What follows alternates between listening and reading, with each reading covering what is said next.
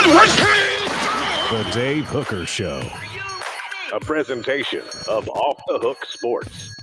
Objective insight, expertise, top guests. Available on YouTube, Apple, Spotify, and the Off the Hook Sports app. Download now for free. Also available on offthehooksports.com. I compute and obey. Now to Dave Hooker. Ready. I've already had a very fun day responding to some comments on our YouTube page was pretty fun. Yes, I'm aware that orange is a color of thong that is shown off at Bonnaroo that has nothing to do with the University of Tennessee. But there were a lot of orange thongs, and it was in Tennessee, Caleb. And I am aware, too, that the Bud Light woke thing is a real thing that I should have been aware of. I am ignorant at some places, Caleb, but I'm sticking by there were a bunch of Tennessee fans wearing orange thongs at Bonnaroo. I'm sticking by that. Do you think I'm right or wrong on that? How are you today, sir? I can't speak because Bonnaroo is so national. Like, I know friends from Maryland who went to Bonnaroo. I will say that, like, not knowing about the Bud Light controversy, I wish I didn't know about it because I feel like I'm dumber for knowing about it.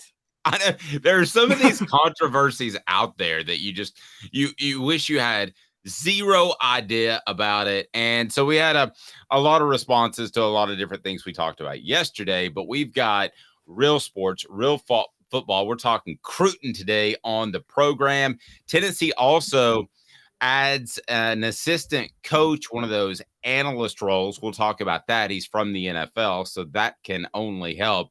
And just how involved is Vegas going to get in sports? I'm telling you, that is just beginning.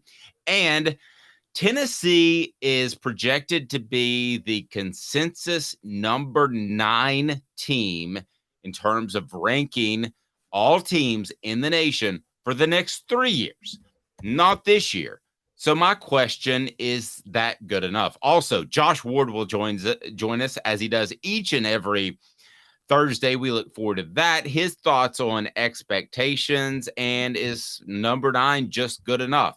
But first of all, Tennessee adds a commitment, and he's got a great name, by the way. The Vols add Max Anderson. This is a very significant pickup. Let me get your take first. We'll get to 4 downs to break down the commitment of Max Anderson out of Frisco, Texas, 6'5", 309 or so pounds, depending on if you catch him in the morning or in the evening. And this is a big pickup for a couple of different reasons. Let me first get your take, Caleb, because I've followed recruiting a long time. And other than maybe a guy named Nico, with all of the periphery of this commitment, I think it's as big as anyone that Tennessee has gotten under Josh Heupel. And I'll explain why. First, your thoughts on that statement, and what do you think about the pickup? Please hit the like and subscribe button so we can open it up to more SEC and Tennessee fans. What do you got, Caleb? Yeah, I am absolutely with you on this. I think this is a huge pickup, a high-value national prospect who, unlike Jordan Burns, who technically was a 4-star, was kind of being courted by lesser schools. Max Anderson was not being courted by lesser schools, and he had connections to other schools. This is Dave, you talked about it at the beginning of June. These are the type of battles that if Tennessee is going to return, Heupel's got to win some of them. And winning a battle like this is a huge deal. And this is a huge pickup, and it addresses a huge need going forward that was a concern for Tennessee. You can't say enough good things about this pickup, except maybe Max Anderson, I think, lacks a little versatility. I think he's going to be stuck at guard. You can't really move him to tackle. And so that might be the one drawback. But heck, how often are me covering recruiting, and you've covered it more than I have, typically the 4-stars or the 5-stars are the ones who can play tackle. So if he's getting a 4-star recognition as an interior lineman, that's a huge that he's got to be a great interior lineman at that point. Yes, and for the most part, you want that versatility, a guy who can play tackle and guard. But are you going to pass up a guy that can be an elite guard? Absolutely not, especially in this offense. They don't do a ton of pulling, so it's basically man on man. And there's a lot of mauling involved in that you just got to beat the guy in front of you. A lot of that's about leverage, but a lot of that's about just pure strength. So they beat out Oklahoma, Alabama. They beat out programs Michigan. and Michigan as well. They beat out programs that are in the hunt for national titles. And that's not easy to do. Changing that reputation. So Tennessee's reputation right now in recruiting, great place to play. There's a great culture. They have NIL money. This is what they're selling in recruiting. They're also selling the fact that you probably are going to be a part of an exciting offense, especially if you're a skill position player. But now you're selling that you're going to compete with a guy like Max Anderson, and they should be able to sell that because they almost made a 4-team college football playoff last year. So with Max Anderson, you're telling that young man you're going to compete for a championship. I think this is somewhat analogous, and I know I go back in time far too often. If you go back to the Jeff Coleman class that was in 95, that was the number one class in the nation. And our Celebrate 98 series will roll on. We've got Travis Stevens coming up this weekend. But then you go to the next class, and it was every bit as good. They are convincing people like Max Anderson that you can win a national title at Tennessee. And that's the next step for the Vols if they're going to become a truly elite program. And by elite, I mean around the top 5 at a minimum each and every year. This is that type of cat. I can't say enough about the young man and what he brings to the table. A consensus 4-star may just be a guard. You may be right, but I don't hate his feet after watching him. I don't love his feet, but I don't hate his feet. And if he's got good enough feet to play tackle in a pinch, I think, but he's probably a guard. You're right. But I mean, what's wrong with a massive guard who can move people in the interior of the offensive line? And remember this too, with the splits, Tennessee doesn't have a lot of help. A lot of times it's one-on-one. So they're going to have to get these sort of guys. And you go into Texas and pick up a guy. Tennessee hasn't had a great history in their prospects from Texas, but I kind of think that's just coincidence. And there's no reason to think Max Anderson can't be on the field in 2024 and can't potentially be a starter in 2025. I believe he can. Yeah, and it's also a selling point for Tennessee that the past 2 years they've had an offensive tackle go in the first round, an offensive guard, Cade Mays, who did play tackle at Tennessee, but still he plays offensive guard in the NFL. Actually, no, I think he did play guard in Tennessee as last year. Either way, he's drafted as a guard. He was drafted in 2022. So you've seen 2 offensive linemen get drafted from Tennessee, and you're starting to see not only are you being convinced that they can win a national title, but you're also being convinced that even as an offensive lineman, you can thrive in this offense and in this system. And that's a big deal. And I think this is, you're right, this is the type of battles they need to win. And there's no reason to think Max Anderson can't have a good impact. And quite honestly, because Heupel's running game is so crucial to running his splits that he does, guard's never more important than tackle. Don't get me wrong. But I would say that guards are a little bit more important in Tennessee's offense than a lot of other offenses because of those quick draws they run.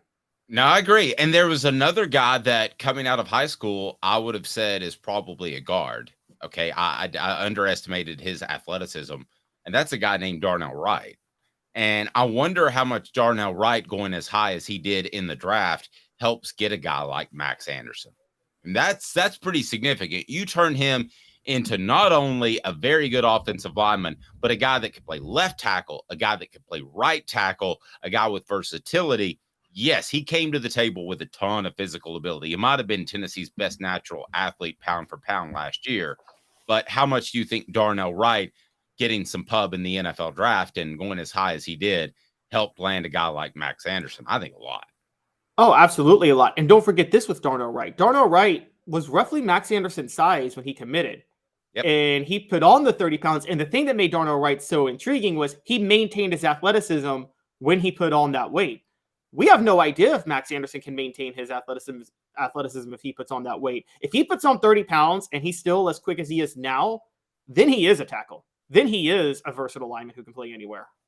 Yep. Nope. Totally agree. It's the biggest pickup for Tennessee that's not named Nico.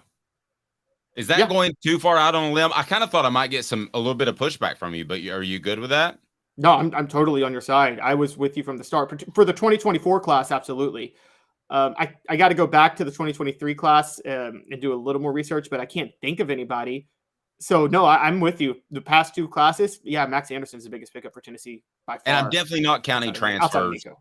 Yeah, definitely not counting transfers like Thornton and all that stuff. I'm talking straight out of high school, which is where this program needs to grow. So let's do a little bit of 4 downs with Max Anderson. It's brought to you by our friends at Craft Treats.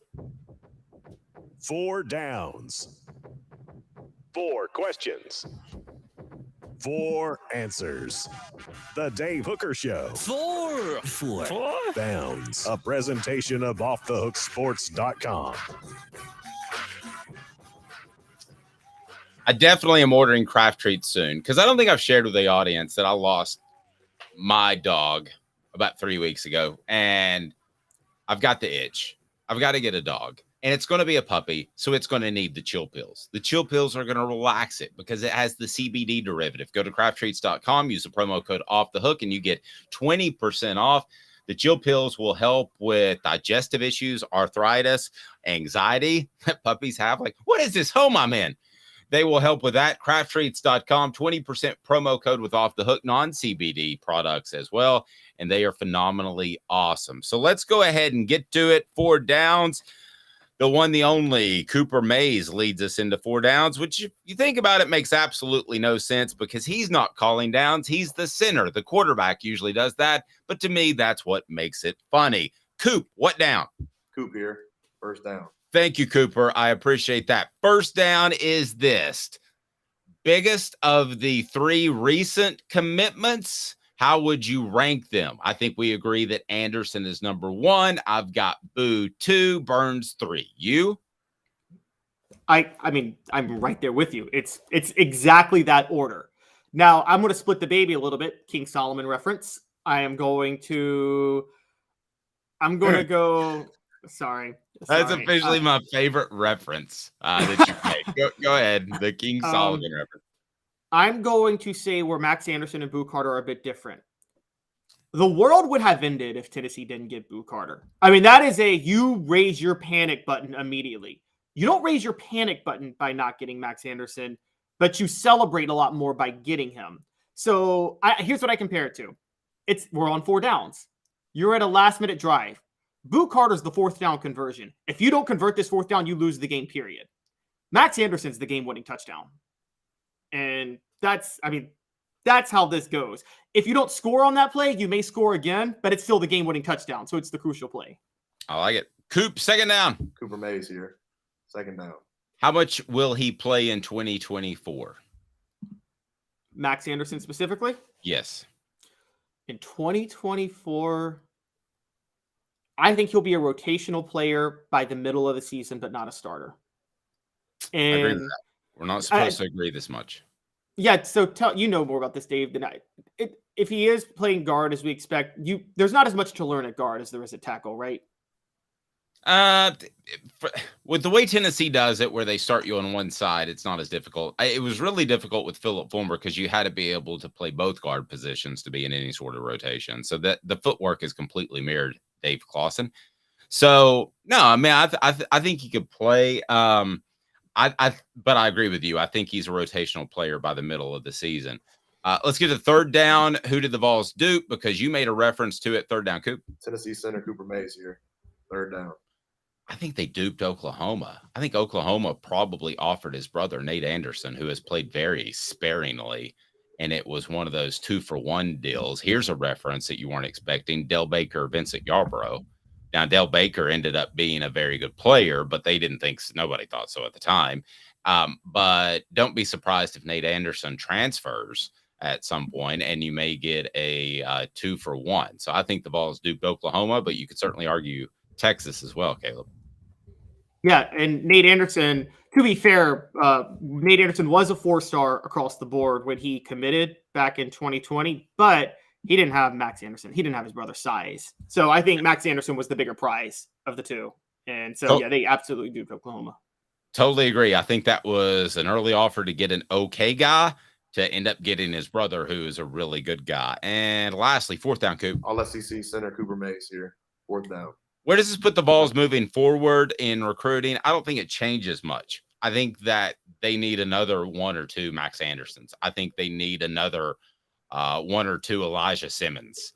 I think that up front on both sides of the ball is where they need to continue to focus.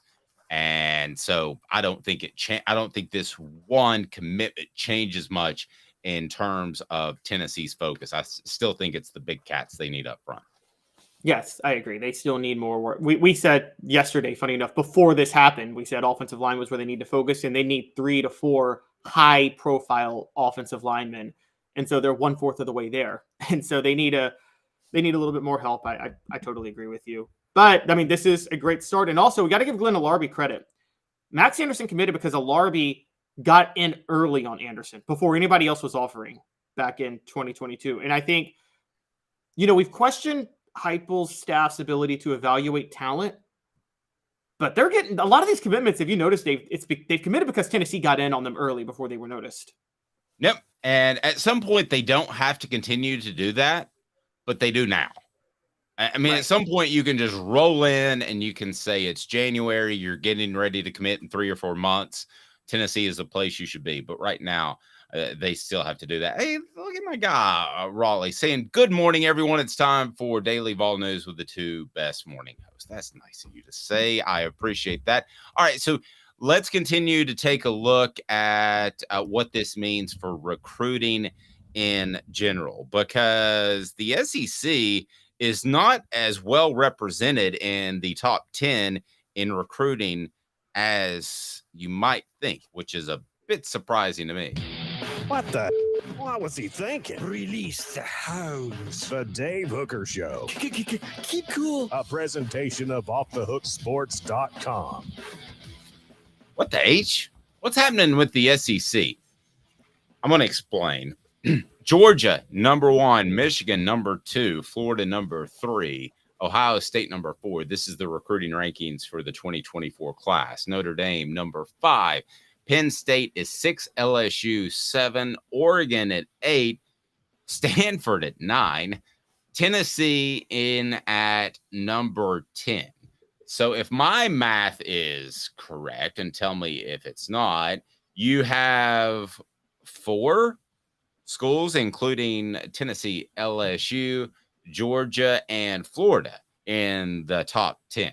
What does that mean for recruiting right now in the nationwide scope? Because typically you'll see 4 in the top 7 or 8 and another couple to round out the top 10. What do you think this means for the SEC? Is the rest of the country catching up, or is this just a blip on the radar? Caleb, your thoughts? So, and for context, before people jump all over me, the SEC still leads every other school, every other conference. The Big Ten is second with 3 teams in the top 10. I think it means a couple of things. One, everything we say is a grain of salt and fluid because this is so premature, because Alabama is not going to finish outside of the top 20. They're going to get into the top 10. Like you talked about, they can wait. They can wait and evaluate how they need to. And then that Alabama offer is so strong that they're going to move up. But what I do think this means, I do think this is a trend. And I've talked about this for a while with the Big Ten TV contracts. There's a lot more money that the Big Ten is going to have to throw around with from their boosters on NIL and on their recruiting budgets. And you're seeing that right now because Michigan at number 2, Ohio State at number 4, Penn State at number 6, those 3 schools aren't going anywhere. And just behind Tennessee, by the way, USC at number 11 and Minnesota at number 12. And USC is going to be in the Big Ten, so that's why I mentioned them. Stanford, they're a throwaway. I think this is just kind of, they've loaded up on some high-rated 3-star talent with new head coach Troy Taylor, who came from Sacramento State. but they're not going to, that's not going to last. But I do think this is a trend where the Big Ten is going to start catching up to the SEC in recruiting because of the budgets they're going to have. And that is something. If you're the SEC as a whole, it may raise a red flag. If you're an SEC school, you might be happy about that, because now being in the top 10 doesn't mean you're in the bottom half. Yeah, it's more spread out. Okay. So you don't have to worry about as much competition. That's a good point. I'm going to put Travis's comment up here because I want to address it. But first, he's talking about killing it in recruiting. So I want to leave that up there because with my ADD, I'll forget it. Let's take a look at that top 10 again and put some things in perspective. So Georgia is still number 1. They have 20 commitments. Now, we use the Go Vols 24/7 or 247 Sports because they combine all of them. And you have Michigan at number 22 at 2. They have 22 commitments. You have Florida with 16 commitments at 3. So as a whole, their average is higher. They have 2 5-star guys. Ohio State is 4. Now, I'm not knocking their class because they've just got 14 commitments and 2 5-stars and 10 4-stars. The rest of them, though, could be explained away just by numbers. Notre Dame has 20 commitments. Penn State has 18. Now, LSU has 18 as well. But then you have Stanford with 23. So naturally, when you add all the numbers up, you're going to have a higher number in their rating. Tennessee, for instance, has 14 commitments. They could get on the phone this afternoon and call 4 3-stars and get up into the top 5 because that's the way the numbers add up. They don't want to do that. Why would they want to do that? Let's wait out. If I were them, I'd wait out for the 4 and 5-star guys, but they truly could do that. So if you look at Notre Dame, who has 20 commitments, and their commitments are always overvalued. Same thing for Michigan, who has 22 commitments. And then I would say Stanford with 23 commitments. They only have 5 4-stars. They don't have a single 5-star. Tennessee has 9 4-stars. So to me, this is the numbers and the way they're shaking out right now. If you ask me, where would I put Tennessee based off having 9 4-star commitments? They're going to be above Stanford. They're going to be above Oregon. And I know Oregon has 11 4-star commitments, but I just like Southeastern kids more for the most part. And I think there's some overvaluing there. You know, we could go through this whole list, but Tennessee to me has more along the lines of a top 6 or 7 class, somewhere along that. Now I'm not nitpicking and I'm not playing homer here. I know a lot of people that watch the show think we're just huge homers. That's what I really believe. I think Tennessee will end up, based off what I'm seeing right now, reading the tea leaves, with a top 7 or so class. That's very doable. Now, they have to be in the top 5 eventually, but top 5 wouldn't surprise me after the Max Anderson commitment. It would not surprise me at all. And that would be monstrously significant. Now, Travis says, this is why I left it up, because I want to get back to it because I had to switch screens.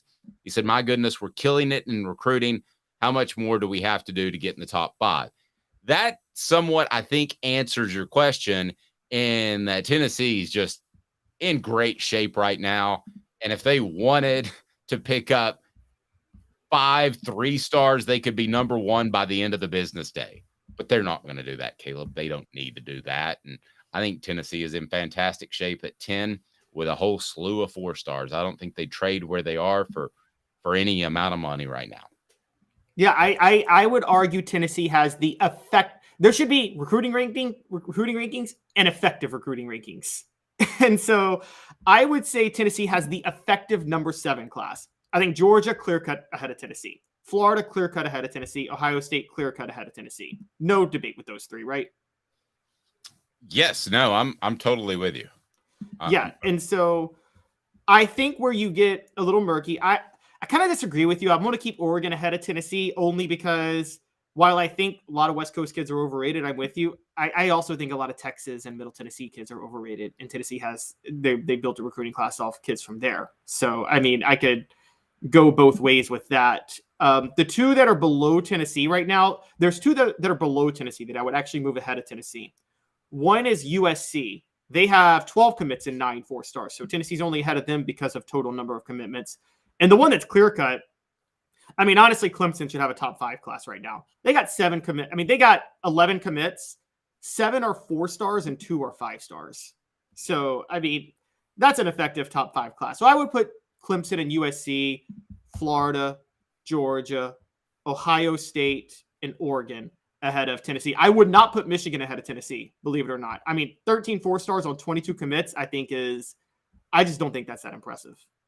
So where do you think Tennessee ends up? Brought to you by Andy Mason, AndyMasonRealEstate.com. He has the best service, the best prices in the biz. That's AndyMasonRealEstate.com. Go there, buy your next home or sell your home currently. If you need to make a real estate move, don't lose thousands or tens of thousands of dollars by going with the wrong realtor.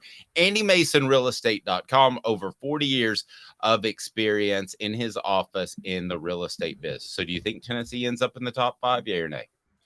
No, they end up in the top 7. But top 7 with Josh Heupel's scheme is all where Tennessee needs to end up to be able to compete with the top dogs.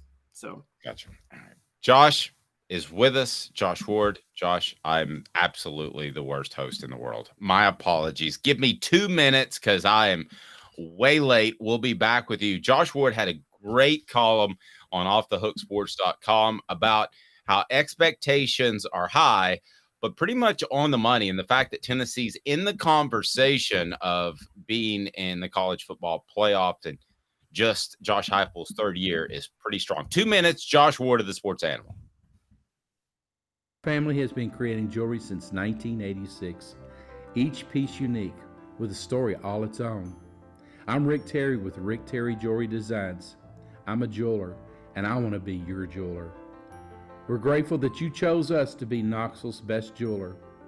My family and staff look forward to serving you. So please come see us. Kingston Pike and Campbell Station Road in the heart of Farragut and downtown on Gay Street, right next to the Tennessee Theater. Hi, Mike Davis here with City Heating and Air, reminding you to always dare to compare. Our team provides quality local heating and air service, installation, and maintenance across East Tennessee. We use only the best equipment like American Standard heating and air conditioning for your residential, new construction, or commercial needs. Honesty, dependability, and customer satisfaction have been the cornerstones of our business since 1961. City Heat and Air. Dare to compare. With all that sun, sand, and salt water, the beach is a very relaxing place. Unless you wear contacts. Ow!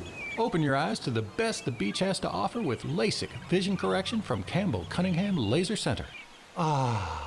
Do you want to own the more that owns every job? Then get to Vassy Lawn and Garden in Cleveland and get you a Toro. I'm David Vassy, here to talk to you about Toro.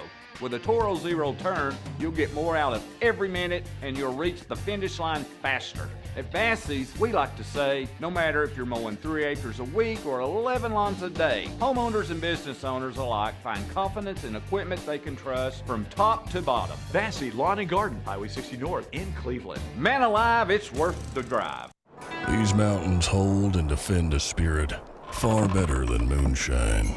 A drink that holds flavor that becomes necessity. A hard cider made and relished by folk who are as hearty as they are legend. A refreshment that can only be found in one place.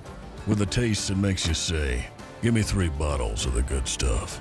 Tennessee Cider Company, where necessity can be found. Objective coverage. Hey, that's new. If we get caught, we're going to jail. The Dave Hooker Show, a presentation of Off the Hook Sports. YouTube, Apple, Spotify, and the free Off the Hook Sports app. I'm going to need to see some identification. Back to Dave Hooker. All right, here we go. Josh Ward. Josh, my apologies. I'm running late. It's just sketchy rookie mistake. I mean, you know me better. I've never run late before. Ever. You're right. I know you better or worse, depending on how you want to describe that. It's all good. Yeah, that's true. Before we get to your column, which was fantastic, it's on offthehooksports.com. Max Anderson, big pickup. Got to get those big guys up front. Line of scrimmage, offensive line recruiting for the future is one of the biggest questions, or has been. This helps answer part of that. Tennessee is on a bit of a recruiting run here with Jordan Burns a couple of days ago, and before that, Boo Carter. And Tennessee is hoping these next few weeks, I would say the next 6 weeks or so leading up to the start of fall camp, are very productive. And their skill position players Tennessee needs to land. That's going to be a big priority, especially with a former commit, J.J. Harrell, headed somewhere else right now at wide receiver. They've got to get guys up front. So landing Max Anderson and beating out a future SEC school in Oklahoma is an important part of that. Josh, I feel like there are times in this Josh Heupel rebuild that kind of have to check ourselves. I mean, it's not all supposed to fall into place and be as easy as it's looked at times. And your column was essentially pointing that out, that if we're having the conversation 2 years ago that Tennessee is actually in a discussion to make the college football playoff, especially at 4 teams, you would have probably slapped me and said, that's the craziest thing I've ever heard. To be in that discussion is a major, major step in the right direction. If you can just kind of talk about that and your column, because nobody thought Tennessee would be here in late June 2023. Yeah, I think my point there was to think about what we are saying. So I led off saying Tennessee probably won't win the national title, which I think most people are going to agree with. Most people outside of Knoxville for sure are going to agree with that. But if I just say, if you ask me, hey, what do you think about Tennessee's national title hopes this year? Can they get it done this year? And I said, probably not. That doesn't sound very exciting, right? But if I'm saying probably not instead of no way, well, that's a lot better. The fact that we're having the conversation changes things. One reason I thought of this is I came across a story that was pointing back to close to a decade ago when Elon Musk said that he thought that Tesla would fail when he took over the company about 15 years ago. He thought that it would fail. It did the opposite of that. It helped him become, at least at one point, the richest person in the world. He thought that the company that he was leading would fail. And I pointed out as well that Josh Heupel doesn't expect failure, probably. I mean, if I said, hey, do you think you'll win the national title? If he's giving an honest answer, then the answer is probably no, just because of the daunting task that it is. But Tennessee has a shot. And going into the season, it's the first time that we've talked about Tennessee having a real shot at winning the national title in more than 15 years. This time a year ago, we weren't talking about Tennessee having a real shot at winning the national title. Once we got into the middle of the season, we thought, okay, maybe they do have some kind of chance. But off-season conversation, it's been a long time. It used to be an annual topic, but that's been a long time ago. By the way, Elon Musk, who I was hoping you'd work that in, has now said he's willing to take on Mark Zuckerberg in an MMA fight. Who would pay a lot of money for that? Dave's raising his hand if you're on the audio platform. Yeah, Zuckerberg would injure each other. Kill him, by the way. Zuckerberg would kill him? Kill him. Yeah. Oh, Zuckerberg a tough guy?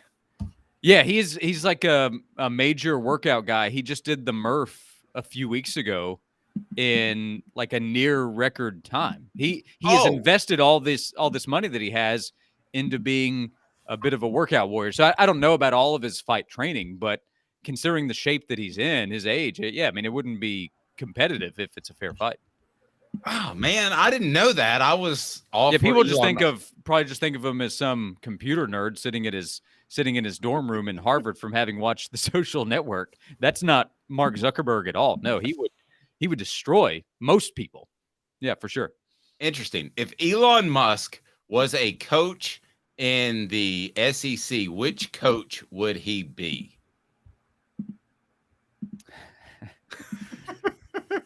Well, he'd probably be a blend of coaches, but kind of a blend of Jimbo and Kirby. Jimbo and Kirby. Yeah, because I could see that. The bad hair with Kirby. Yeah, I mean, so Elon is obviously wildly successful, right? But he also has a personality that is different from most people with that kind of success, at least that he shows publicly through Twitter, which he's now in charge of. So, that's a tough one with the SEC. because a lot of coaches don't want to show any kind of personality. Jimbo held a press conference where he went at God, as he called Nick Saban. So that's why I worked Jimbo into the comparison. All right, Caleb. Y'all are both wrong, by the way. It's absolutely Lane Kiffin. Like, ooh, that's it's pretty absolutely good. Lane Kiffin. You're right. Lane should be a part of the comparison for sure, especially if we're talking about the Twitter aspect. Because speaking wise, Lane doesn't show a lot of personality. His is with his thumbs. I don't think he's as comfortable with it publicly. But Twitter, where Elon is based, yeah, for sure. Yeah, and Elon's a lot more successful than Lane, as much as I think of Lane as an offensive coach. Yeah, and Zuckerberg would be Caleb. Who would Zuckerberg be? A Tell you quiet what, coach. maybe we need to revisit that Who's one. a quiet coach who stole everybody else's ideas and got successful off it? I mean, Oh. both Elon and Zuckerberg stole people's ideas, but still.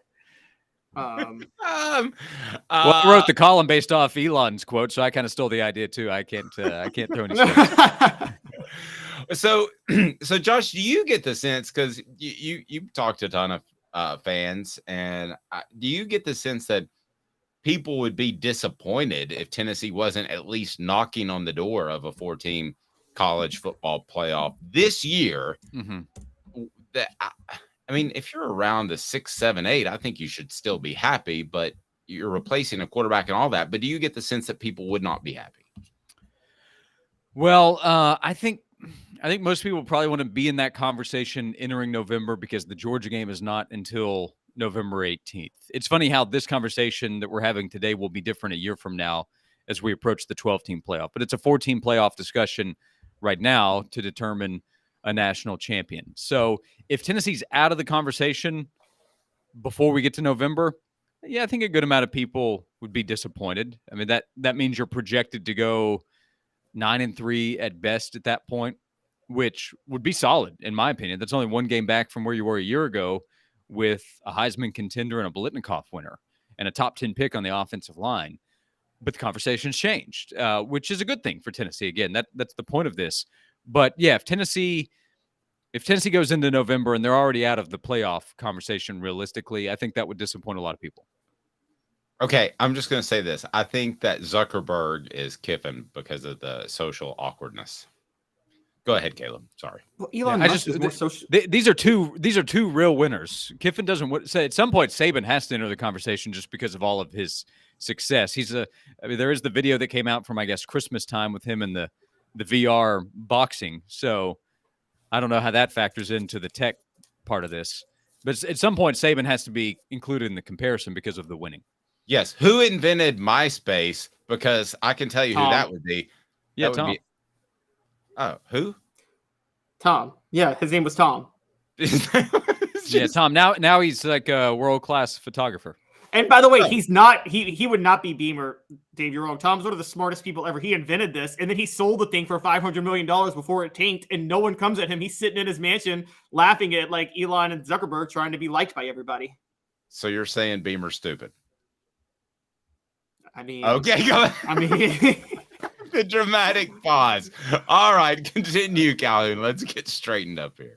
Josh, I wanted to bolster your article a little bit. I did some digging, funny enough, on my own. And Tennessee, for those who don't know, since their 1951 national title, has only had 5 preseason top 5 rankings since then. 96, 97, 99, 2002, and 2005. None of those years did they win the national title, by the way. It was 98. But most of the years when they were in their heyday in the Majors Fulmer years, it was top 10. So would you say 1 to 5 is like you expect to win the national title, but 6 to 10 is you probably won't, but it's not crazy if you do? And would you say that's kind of where Tennessee is, which wouldn't that mean that they're right back where they were in their heyday? Yeah, close to it. 98, what were they? Did you mention it there? But I think they were in that 11 to 12 range. I think they were just outside the top 10. Was it? I thought it was 10. Was it 11? Maybe they were. Maybe they were 10. But so yeah. So either way, there's no real difference there. That's about where this team is. Probably ranked a little bit below there when the polls come out. My guess would be in the 12 to 15 or 16 range. Total guess. But that's about where Tennessee is, which is about where Tennessee was when they were at their best. So yeah, they're part of that conversation. Now you just need to show that you can keep doing it, and you have to recruit at a higher level to realistically be where Georgia and Alabama are, and maybe where LSU is or where it's been previously when they're competing for titles. They just had so many players. And Tennessee put together a good 23 recruiting class. You guys were just talking about what they could get done in 2024. And if you continue to stack that, then you have the ability, as long as you keep your coaching staff together in terms of Josh Heupel and the strength program and all that, you're going to have coaches come and go. But sustain that. Then you can really build something, because Kirby did a really good job early on, but it took several years, and he had to answer several questions about whether he could actually win the big one. So expecting it right now would be unfair. Pointing out that Tennessee is in the mix right now, if you go by win totals, Tennessee is tied with LSU in most spots. It might be different in some, but at 9.5 wins. Only 2 schools are better right now, Georgia and Alabama. That's another statement of where Tennessee is. Now they just have to go out there and prove that what they did last year can be repeated, or at least close to it, in terms of winning a bunch of games, being competitive in all of them. That would be the goal. And then you hope that you get enough breaks that go your way. Want to get your take on this? It's today's tough question, because there's a national media outlet that believes that Tennessee will be a national power for the foreseeable future. Today's tough question is now, and it's brought to you by Zen Sports. Today's tough question. Take a side. Take a stand. The Dave Hooker Show, a presentation of OffTheHookSports.com. All right, so ESPN does this future ratings, Josh, where they say that Tennessee will be a number 9 team over the next 3 years. So it's not just this year. Obviously, it's 2024. It's not 2025, but it's number 9 over the next 3 years. This may or may not be new. I haven't seen this before, but I find it very interesting. So today's tough question is number 9 consensus. When we average them together at the end of each and every year, will they be 9 better or worse after 3 years? The end of the year average of where they finish. I will say better. Okay. I'll say better with recruiting, the offense, and quarterback play of what I expect it to be. All right. Caleb, what about you? I'm with Josh. I'm going to say better. And the biggest reason I'm going to say better is a couple of the teams that are ahead of Tennessee in this. Looking at you, Clemson, I don't think we'll be ahead of Tennessee long term. But by the same token, Josh, again, do we get back to the conversation of we are setting the bar very high? 9 would not be bad for anybody not named Georgia, right? Yeah, the only programs that should be disappointed by that off the top of my head would be Alabama, Georgia, Ohio State. LSU has a higher expectation than that, I'd say, with Brian Kelly being hired and just what that program has done and what it's capable of. Other than that, Michigan back-to-back playoffs, so maybe them, USC with Lincoln Riley. There aren't 9 schools, I guess would be my point. So if Tennessee's in that position, I think that's terrific. If that's where it is and it's because of a 7 or 8 finish, a 9 finish, an 11 or 12 finish, that would be tremendous consistency. You might find disappointment at the end of that 3-year run, but I think that's a tremendous prediction for Tennessee. It sounds like, Josh, what you're saying, I don't want to put words in your mouth, that Tennessee right now, and this could change, but Tennessee right now is a second-tier championship level team. You mentioned 4 or 5 teams that absolutely they would be disgusted with 9, but there are a group of schools that are kind of in that second tier that should be happy with that. Is that fair to say? I think so. Now, the ultimate goal is to win a title. Like what Tennessee did last year is terrific, but part of that is because of where Tennessee had been leading up to it. If we go back to that 95 to 99 run and even several years after that, the expectations for Tennessee football were to compete for a title and then go win one. And after 98, they weren't able to go win one again. And it became more frustrating. You remember the contract that Philip Fulmer had going into 2008 where you got an automatic one-year extension if you won 8 games. And at the time, there were a lot of people that were upset by that. And you know what happened in 08. But think about what's happened since then and how many seasons fans would have loved to have been able to go 8-4 and then try to build on that. So the way you view things can change.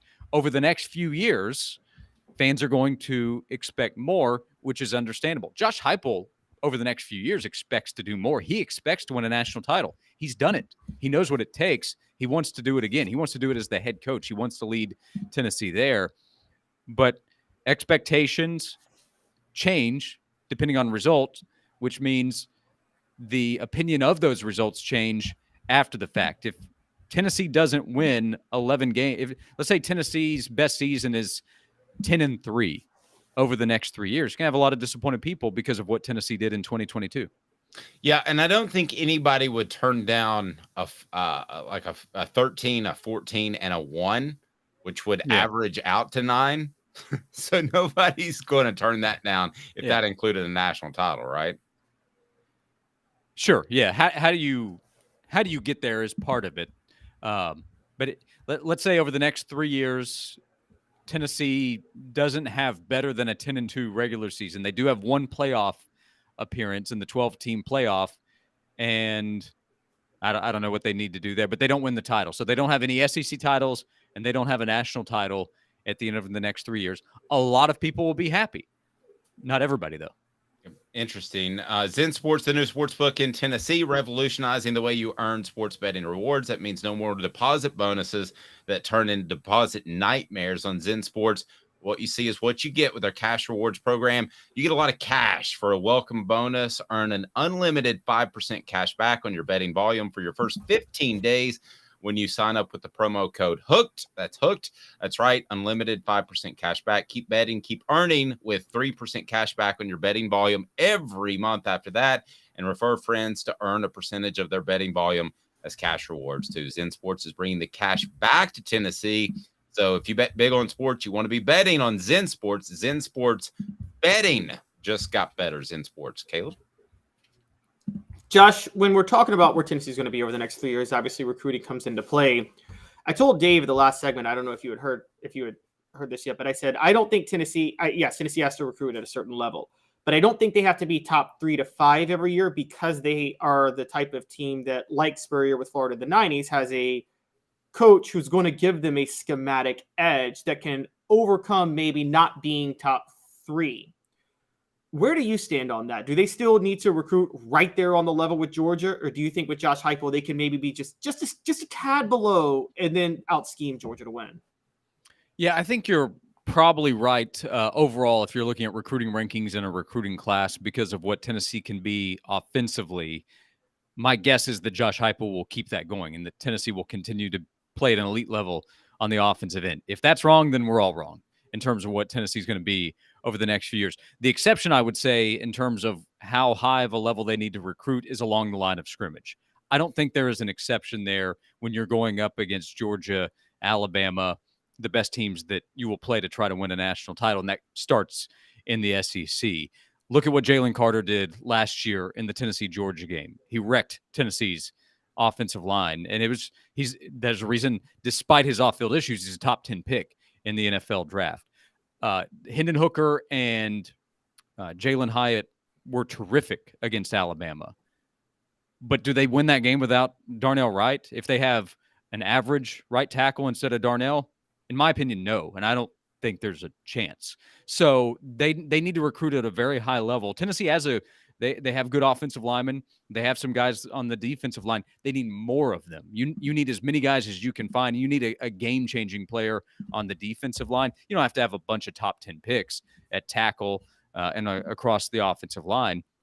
But Tennessee needs more of those guys. Look at Cooper Mays, who is a part of what goes on here at Off the Hook Sports. He is so important at center. If he is injured, there's a ton of concern of what happens if he's unavailable. So you need more guys that you can count on the offensive line. So recruiting at that position will be so important. That's why landing battles for players like Max Anderson is so important, because Tennessee staff said, we got to have this guy. They went out and got him. So they need more of those type of players. It's actually in his contract, him and Jacob, he's not allowed to get injured. Okay, well, that's good. Well, Jacob's a very good guy. You don't have to worry about him. That's right. There was a moment, I can't remember the game. My wife and I were watching it, and they both got banged up within 6 plays, and my wife just goes, "Oh my Lord." Speaking of that, sorry, Dave. Can I jump in and just ask, because we have Josh here, and this is a thought I brought up to Dave yesterday. Josh, I've been very Dave knows I have a track record of saying Middle Tennessee recruits have been overrated the past 10 years, and Nashville recruits have just consistently been overrated in recruiting rankings, and the numbers back me up on that. Is there a new trend, though, of Knoxville and East Tennessee recruits being massively underrated? I mean, Tennessee's like churning out some real talent from the Knox Catholics and the Farragut Academies and the Powell High Schools right now. Oh, here goes Josh talking about his admirals. It's boats and soccer and boats and a little bit of football. Go ahead, Josh. Well, all of that, in fact. All of that. Yeah. You want to diversify the portfolio. Farragut approaches the same. To Caleb's point, I think a lot of times we've seen offensive linemen, and there have been a few from Farragut that have been kind of overlooked, and it's a difficult position to try to evaluate because a lot of times you're talking about guys that are 260 to 280 pounds, and how are they going to grow and how will they develop? But Farragut has had guys, Tyson Claybo, this is years ago, but then Nathan Gillum, who's now with the Cincinnati Bengals, went to Farragut, went to Wake. Jacob was his older brother that went to Tennessee. Catholic's produced a lot of talent. Catholic has done a really good job and will continue to do that. Amari Rogers wasn't necessarily underrated. Tennessee just couldn't get him to Knoxville. He wanted to go away. T. Higgins at one point wanted to go to Tennessee. Fans are probably not interested in me bringing him up now, but he was a highly touted guy. I think across the state, Middle Tennessee, Knoxville, Chattanooga, the west end of the state has always produced talent. I think that will just continue. There are a bunch of Nashville guys that Nashville and Murfreesboro that Tennessee has coveted. That includes this 2024 class. So I think that will continue to be a priority. People are moving to the state of Tennessee. So there will be more athletes that I think that are available for Tennessee to try to go after. That's not going to be an entire class. You have to recruit Georgia, the Carolinas, everywhere. But Tennessee's producing more talent, and that includes the Knoxville and East Tennessee area for sure. Are we all, going back to Josh's column, are we all on board saying that it would be somewhat of a disappointment if Tennessee didn't make a 12-team playoff, not this year because they don't have it, but the next 2 years? Yes. Is that where we are? Yeah, so if Tennessee misses the playoff in both 2024 and 2025? No, I'm taking it a step further if they just miss one. Oh, so they've got to make both. Yes. Well, in that particular season, yes, I think that would be a disappointment. For the state of the program, no, assuming we're not talking about they missed it because they went 7-5. So I would say that's an in-the-moment disappointment. Like Tennessee basketball losing to FAU after beating Duke, that was disappointing for sure because they had a chance to go to the Final Four, but that didn't mean the season was a disappointment to me. Same with losing to LSU in the World Series. That's a disappointing loss. Now, again, they were there, so that's not exactly what you're saying. But a year ago, Tennessee baseball, they missed the World Series being maybe the best team ever. They didn't make the World Series. Hugely disappointing, not for the program. So I think that's what we're talking about. But, yeah, if a couple years go by and they haven't made either, that for sure will be disappointing and might bring up different conversations about where things are with Tennessee. Wow. Josh, great stuff. Be sure and lock the doors when you leave Area 51 because I'm not sure where you are right now, but it looks a little spooky. So don't forget to lock the doors. I'm going to lock myself in here if I run into Mark. Where are you? Are you at the radio station or home? Yeah, I'm at the station in the studio. Okay. Well, tell everybody I said hey. Yeah. Be careful if you run into Mark Zuckerberg out there. I'm scared to death suddenly of Mark Zuckerberg. Yeah. Josh is storing all the classified documents that all these different politicians stole. And they're in that room right there. How awful would that be to a guy who's worth billions and is smarter than you just to beat your rear too? Like I'm less of a man all of a sudden. Well, that's why I'm not going to fight him. I'm not going to make the same mistake that you obviously would have if I hadn't given you the heads up. Well, I tell you what I'm going to do. I'm going to bring Cooper. That's what I'm going to do, and I'm going to be okay. Bring Cooper and Jacob, just to be safe. Just to be safe. Thank you, Josh, the Farragut Admiral who loves soccer, boats, and wrote a fantastic column on offthehooksports.com. Thank you, sir. You got it. Thank you. Listen to him noon to 3 on the Sports Animal. He's the best. We love Josh Ward. We certainly appreciate his time. And I say you're going to enjoy this time coming up because we're going to talk about Tennessee's newest hire on their coaching staff and also An interesting take by Josh Pate. Should the college football playoff committee use Vegas odds to determine schedule strength? And I'm not sure that I hate it like I thought I might. Stay tuned. 2 minutes off the hook sports. He's Caleb Calhoun. I am Dave Hooker. And Craving Wings South North Shore location, where we've heard people say that you can get the best wings in East Tennessee. Pero ¿quién es este? El número 87, Jacob Warren. I'll just do 6 of my sauce 87, please. Imposible, señorita. Dale 6 más. Look at these wings. Perfectas, deliciosas, fantásticas. Man, I don't know what you're saying, but it sounds awesome. How do you say fresh, never frozen in Spanish? Frescas, nunca congeladas. Make your way to Craving Wings and get you 6 más. But what was funny about Kate is we were a full continuum of care at that time. We had detox, we had inpatient, we had outpatient. So we were doing a lot of the things that we do now. But now we just do them so much better. It's really a simple program, but we're complicated people. I am what I am, and now I gotta do something about it. You can take your life back. Call Cadis today. Got cataracts? We can fix that. Never miss another moment. With a little help from Doctors Campbell, Cunningham, Taylor, and Hahn at cctis.com. Do you want to own the more that owns every job? Then get to Vassey Lawn and Garden in Cleveland and get you a Toro. I'm David Vassey, here to talk to you about Toro. With a Toro Zero Turn, you'll get more out of every minute and you'll reach the finish line faster.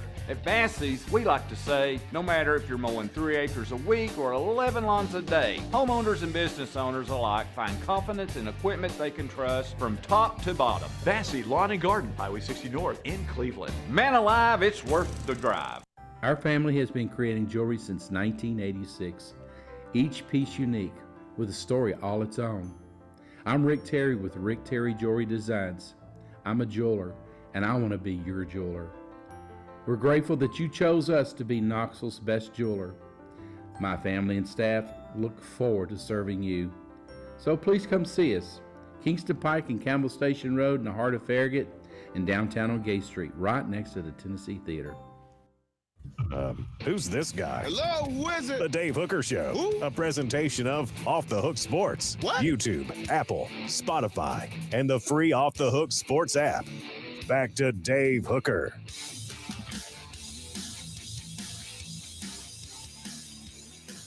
It's so interesting to me to see how involved and intertwined Las Vegas and gambling has gotten with sports, and I'm not opposed to it whatsoever. And it's kind of taken a step further in that Vegas could make some of the decisions, possibly. At least that's what Josh Pate has suggested. So we can go ahead and get to that right now, because he has a theory as to how the NCAA should seed or place teams based off what Vegas says. And let's be honest, we all talk about point spreads. This team is a 4 or 5 point spread. But really, Caleb, at the end of the day, Vegas knows who's going to win most games, because those are called the money lines. And you and I do too. But Vegas is really good at it, scary good at it. If they say Team X is favored by 2, then typically Team X wins. And those can be close games.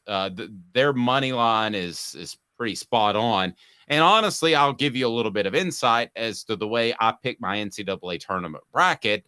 I use the money line, because a lot of times you'll have a 6 and a 7, 8. You'll have a 6 and a 9, or 6 and a 10, right? Excuse me. 7 and 10, 7 and 10, or 6 and 11. Sorry, 7 and 10, or a 6 and 11 for that matter, play each other when actually the lower seeded team is the favorite according to Vegas.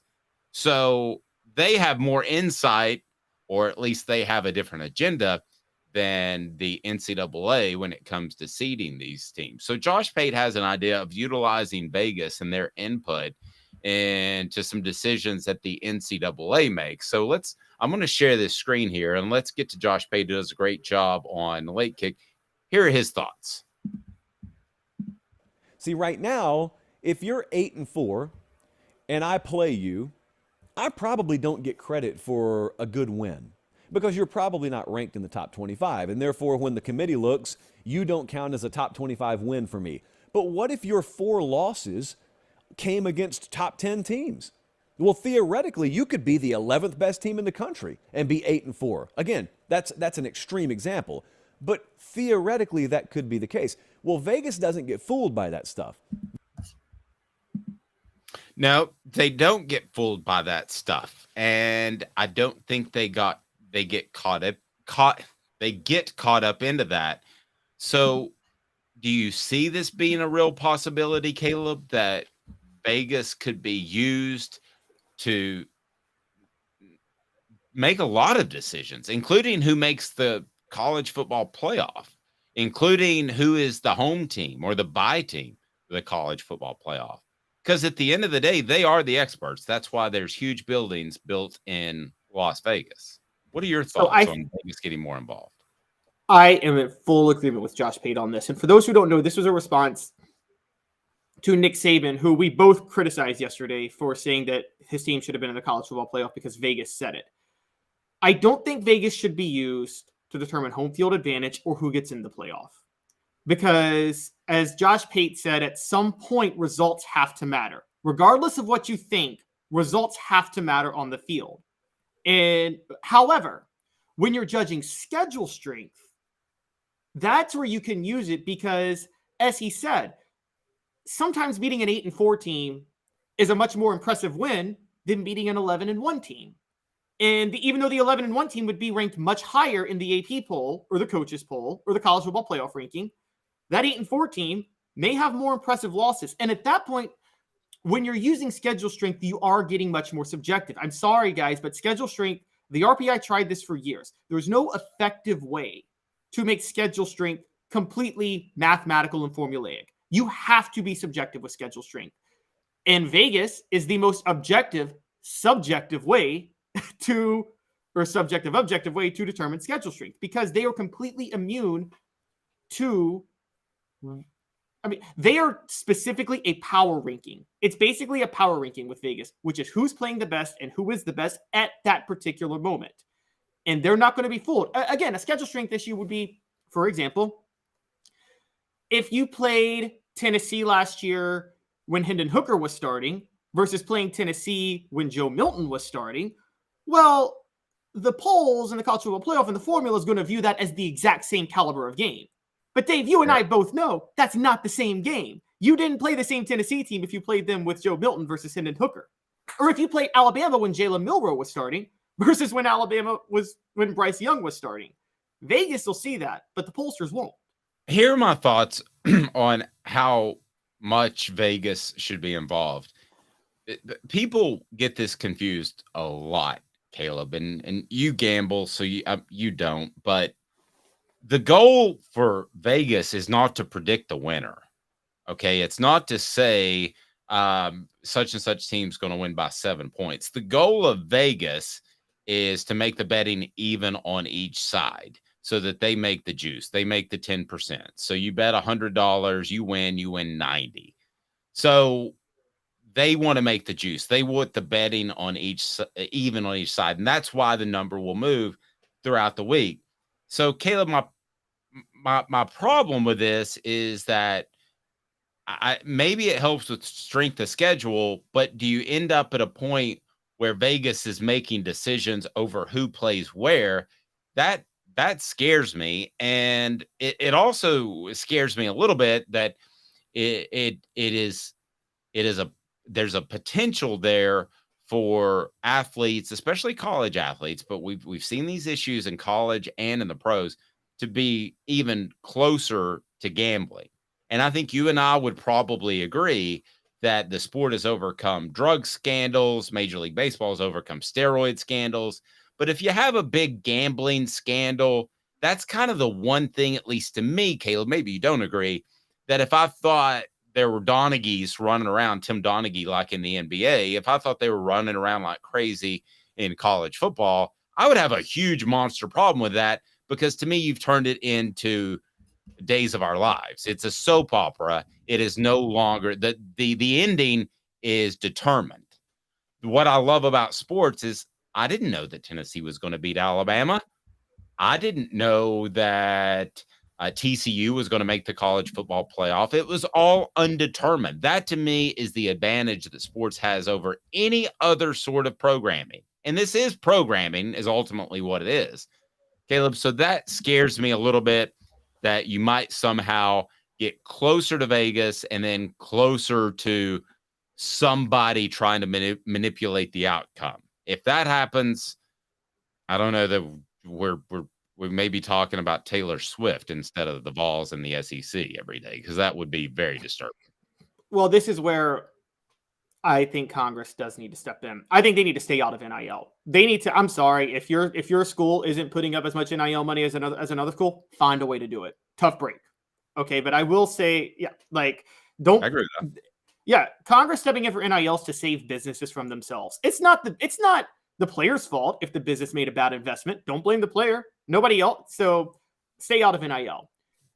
But gambling is a different story, because gambling, if you're betting on a sport you play, how is that not the exact same thing as insider trading?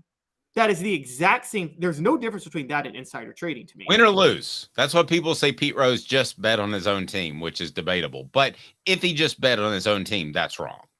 Yeah, if he just bet on his own team, that's absolutely wrong. And also because when you're betting on your own team, when you're not betting on your own team, that sends a signal to the bookmakers and to the bookies and the odds makers to maybe skew the odds that day, and maybe people won't bet that day. So it still skews everything with Vegas. I hate when people are like, oh, he was just betting on his team to win. That still is a huge, huge issue of one, insider trading, and two, skewing the odds in Vegas. It's not supposed to happen. Especially in baseball, because you could run a guy out there that shouldn't be throwing in June so that he's ready for August or September. Right. Especially in baseball. But the same thing could happen in football. If you've got an offensive guard who could go, but maybe he shouldn't go because you're playing UTSA and you want to cover. I mean, that to me, you don't ever have to bet against your team for it to have a very negative impact. And by the way, maybe Alabama leaving Tyrone Prothro in the game, which was dumb already as it was. But you could have a lot more of those if coaches are betting on their team to cover.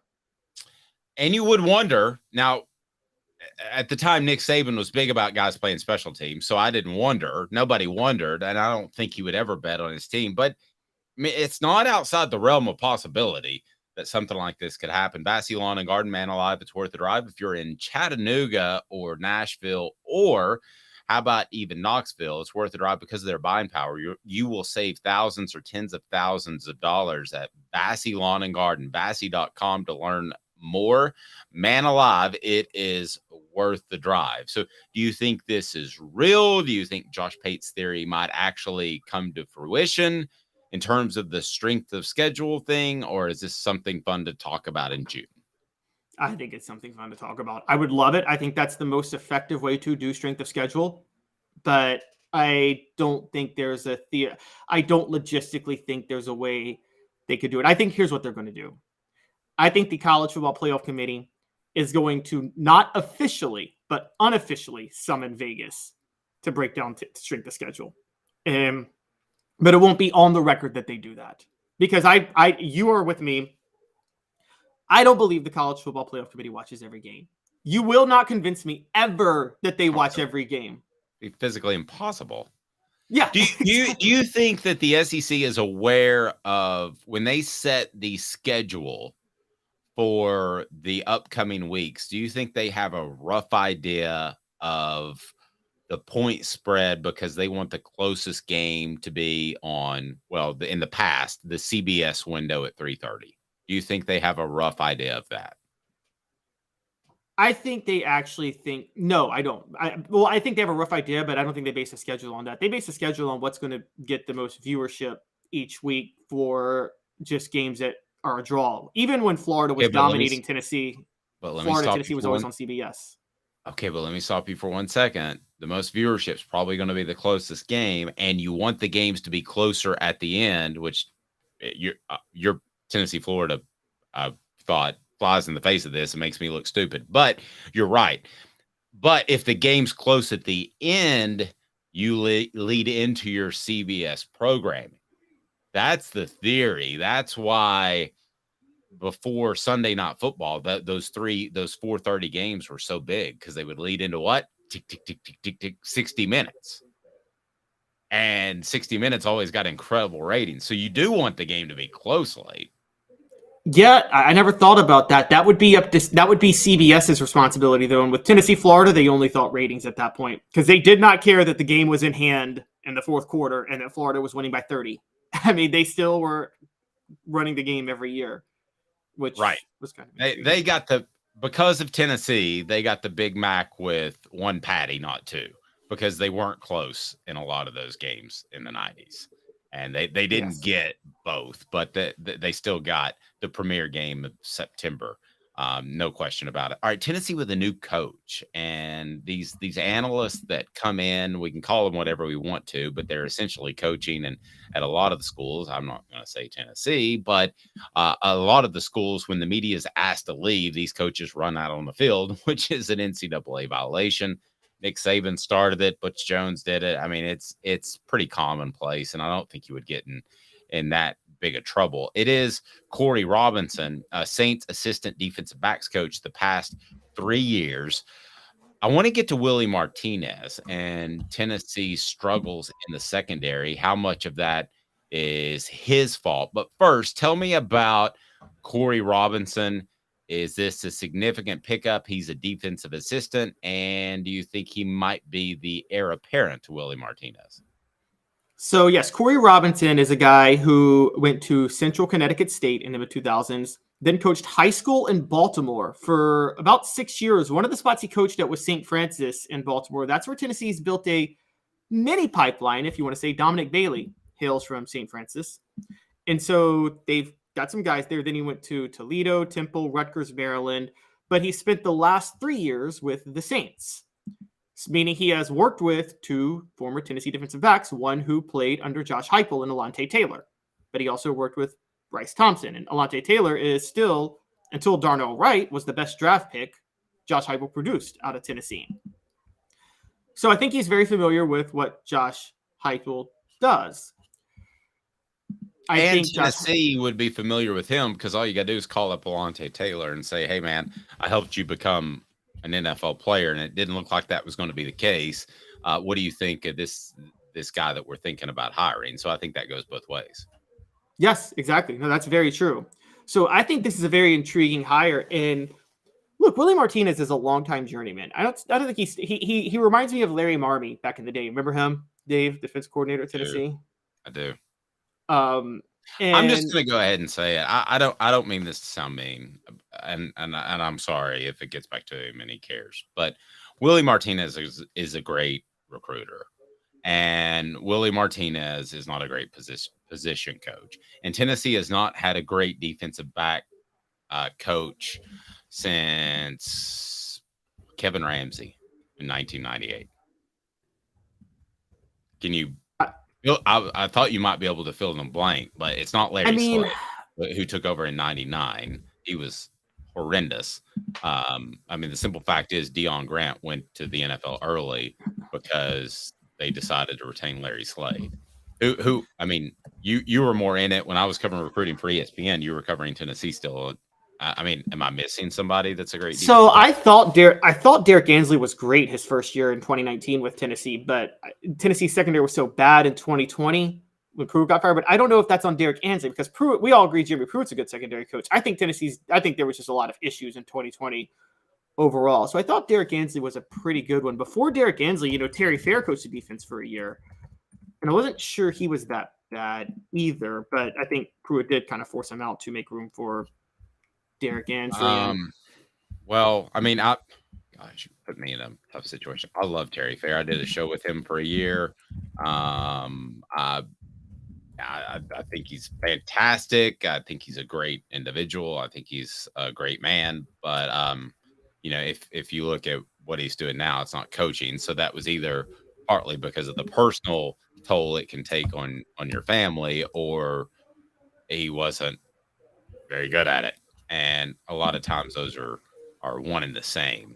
So I think he wanted to coach, but I don't think that he necessarily wanted to spend the time, and I can't blame him. I wouldn't want to. By the way, on his Wikipedia page, it says he also co-hosted The Drive, a talk radio show that aired on WNOX in Knoxville. I get no mention of that, of being the co-host and name of the Dad Blame Show. Nothing there. I mean, wow, Dave. Nothing. Not that I'm an ego guy, but for goodness sake. Oh, wait, what about this? Okay, here's an interesting one. The kid in your Willie Matt Garza. What about him? Eric Berry did win the Thorpe Award that year. Yeah. He was solid. I'll give him that. Yeah, I'll give him that. Yeah. Yeah. But somebody needs to. Can somebody? And I mean, when Jeremy Pruitt was head, let's get back to that. Can somebody address? I don't have a Wikipedia page. What do you have to do to get a Wikipedia page, Caleb? You've got to get famous. See who's famous for their integrity. That's City Heating and Air Conditioning, cityheatandair.com. Over 50 years in East Tennessee. Integrity matters. Sometimes you don't need a whole new unit. You just need a part, or you just need some coolant.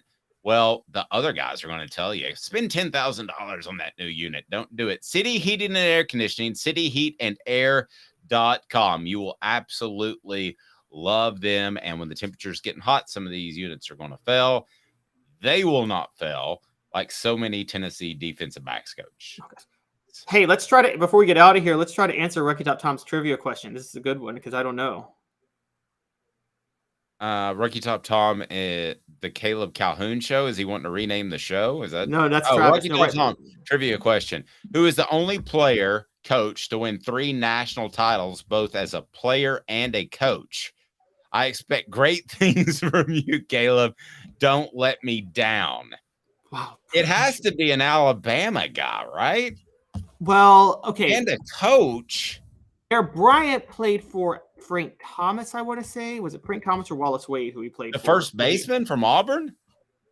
No, not the first baseman. No. There was a legendary Alabama coach named Frank Thomas. I know.